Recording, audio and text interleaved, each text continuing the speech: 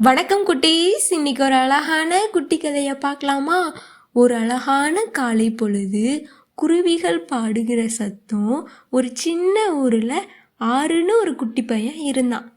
ஆறு நல்ல பையன்தான், ஆனால் அவனுக்கு ஒரு கெட்ட பழக்கம் இருக்கு.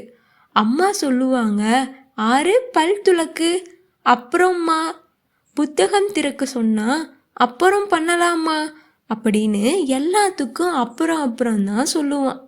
ஒரு நாள் இரவு ஆறு தூங்க போகிறான். அவன் மேசை மேலே ஒரு சின்ன பழைய கடிகாரம் டிக் டிக்னு சத்தம் போட்டுச்சு. ஆறு சிரிச்சிட்டு நாளைக்கு பார்த்துக்கலான்னு சொல்லிட்டு தூங்கிட்டான். மறுநாள் காலையில் ஆறு மெதுவாக எழுந்தான். கடிகாரம் பார்த்தான். ஐயோ, மணி 7 அப்படின்னு ஆறு பயந்துட்டான்.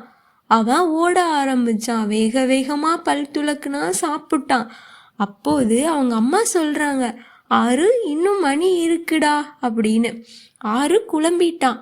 இல்லம்மா, கடிகாரம் 7ன்னு காட்டுச்சு அப்படின்னு சொல்கிறான்.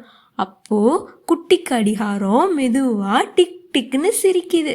ஆறு, நீ எல்லாத்துக்கும் அப்புறம்னு சொல்கிற, அதனால தான் நான் நேரத்தை முன்னாடி ஓட வைக்கிறேன்னு. ஆறு எதுவுமே பேசலை. அவன் மெதுவாக யோசிக்க ஆரம்பிச்சான்.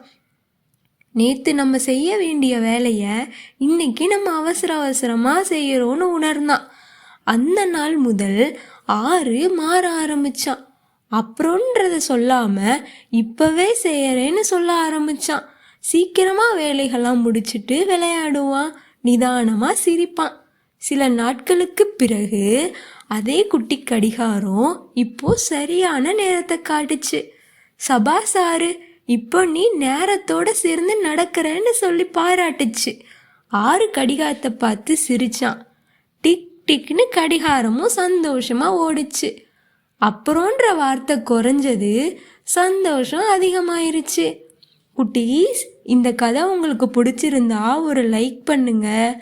இந்த மாதிரி நிறைய கதைகள் நீங்கள் கேட்க நம்ம சின்ன சின்ன கதைகள் சேனலை சப்ஸ்கிரைப் பண்ணிக்கோங்க. அடுத்த ஒரு குட்டி கதையோட உங்களை நான் சந்திக்கிறேன். பாய் குட்டீஸ்.